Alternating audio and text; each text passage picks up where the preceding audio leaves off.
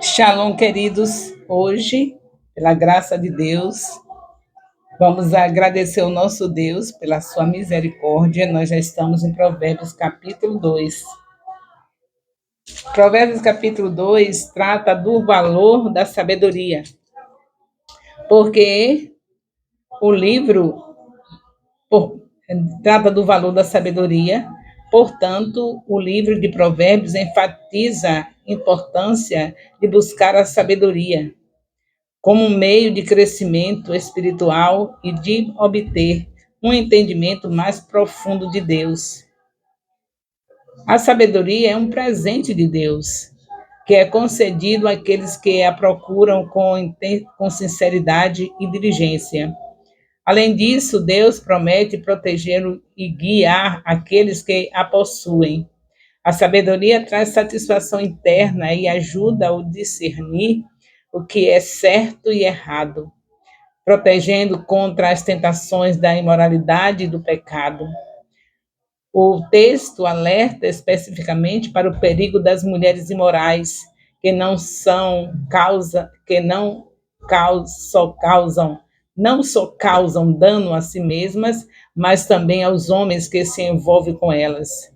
Por outro lado, aqueles que buscam e obtêm a sabedoria têm vidas úteis e trazem benefícios duradouros para si mesmo e para aqueles ao seu redor. O livro de Provérbios é um convite para que os leitores se dediquem à busca da sabedoria divina e apliquem seus ensinamentos em sua vida diária. O livro de Provérbios destaca a importância da busca pela sabedoria e a aplicação dessa sabedoria na vida cotidiana. Portanto, o autor enfatiza que a verdadeira recompensa de buscar a sabedoria não é apenas adquirir conhecimento, mas também aprofundar o relacionamento com Deus e receber a sua graça. Deus não apenas concede sabedoria aos que a buscam, mas também protege e guia aqueles que a possuem, permitindo-lhe discernir o que é correto e justo.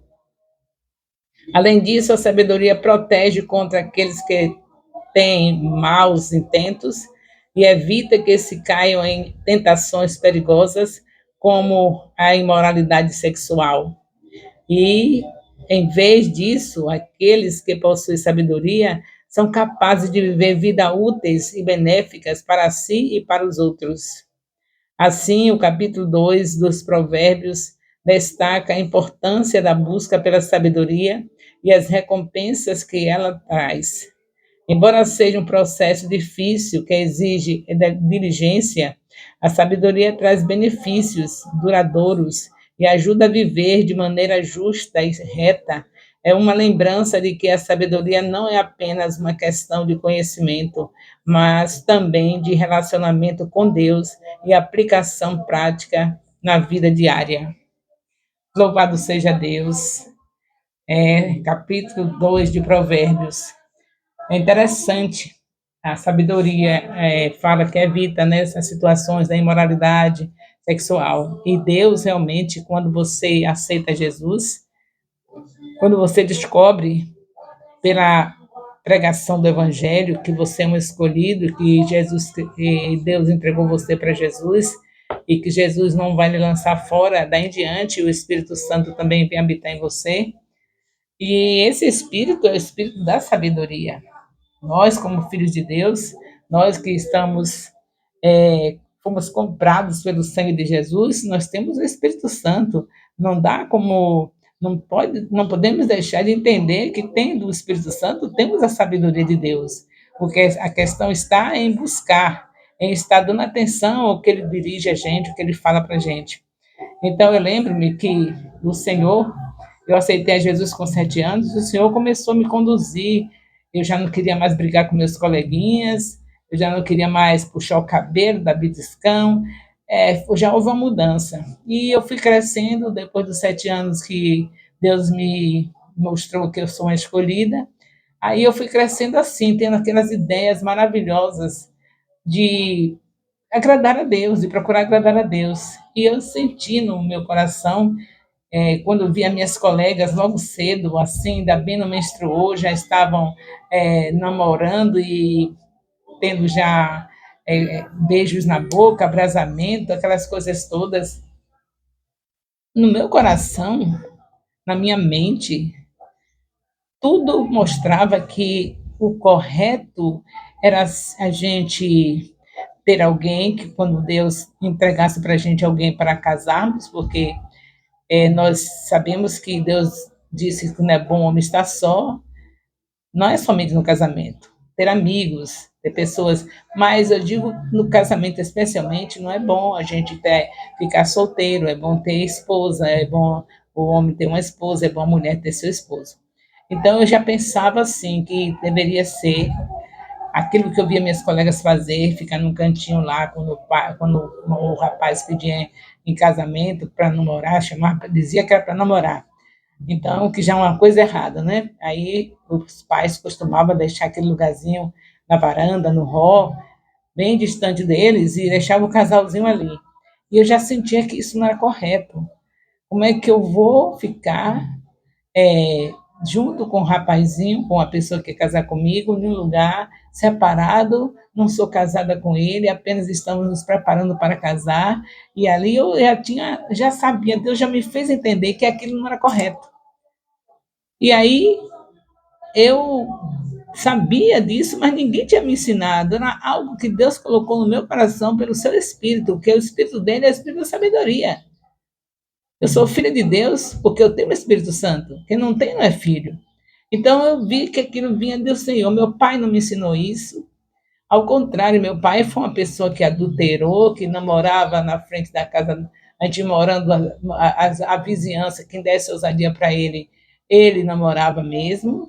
Ele não se incomodava que era uma filha mais velha, que podia estar vendo aquelas coisas, fazendo vergonha para mim, mas ele fazia tudo isso. Namorava com vizinha que desse ousadia para ele, namorava com as auxiliares domésticas da nossa vizinhança, e onde quer que ele chegasse. A gente sabia, toda a família sabia, porque ele não deixava isso por escondido. Porque na cultura dele, os homens podem fazer o que for. Logo que ele colocou comida dentro de casa, a mulher tem que sujeitar tudo. Na cultura do meu pai era isso, na maneira de viver dele. Mas eu tinha algo diferente. Não sei se vocês lembram da minha história, que eu aceitei Jesus com 7 anos, eu e a minha mãe. Mas meu pai não aceitou Jesus logo. A minha família aceitou Jesus depois, meus irmãos. Então, estava eu e minha mãe somente ali. Minha mãe não teve ainda essa ideia de me ensinar nada sobre como ser como ter pureza no momento que está se esperando para casar, se manter pura com aquela pessoa que um dia vai nos levar ao altar. Então, eu não tive ensinamento da minha mãe. Naquele tempo, as pastoras, elas não tinham, elas eram caladas, elas não viviam falando no público, nem tendo momentos de aconselhamento com as mulheres da igreja. Então, a minha sabedoria, o que veio me fazer saber que eu deveria ter pureza no período de espera do casamento, foi mesmo o Espírito Santo, a sabedoria que vem de Deus para mim, aqui para todo filho de Deus, que é o Espírito Santo. Aí que eu pensei, meu Deus, eu sou diferente de todo mundo, será que somente eu penso isso? Eu não acho correto, eu não vou beijar na boca quando eu namorar. Quando eu tiver a pessoa que vem pedir casamento.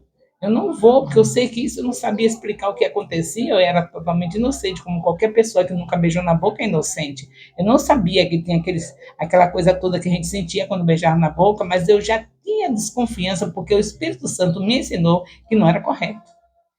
E hoje, quando eu leio, depois de muito tempo, eu leio a Bíblia toda, né? E aí um dia me deparei, assim, chamou a atenção Mateus 5:28, quando Jesus disse que se um homem olhar para a mulher e pensar, ele já fez. E aí eu vim ver que aquilo que eu estava sabendo, que ninguém me ensinou e que ninguém queria fazer desse jeito, todo mundo queria fazer do jeito que o mundo todo faz, beijar na boca, abraçar, e até chegar ao casamento, fazer tudo que você quiser fazer. E eu não tinha esse pensamento. Aí eu vim descobrir na Bíblia, porque a gente lê, às vezes não presta atenção, né? Tem que meditar, por isso que o Senhor manda meditar, para poder você ver tudo que está ali escrito e entender.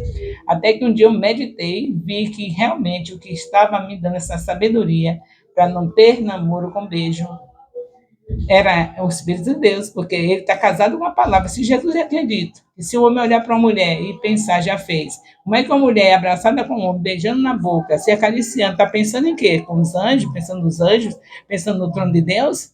Aí eu vim descobrir que realmente aquela sabedoria veio direta do Espírito Santo para mim.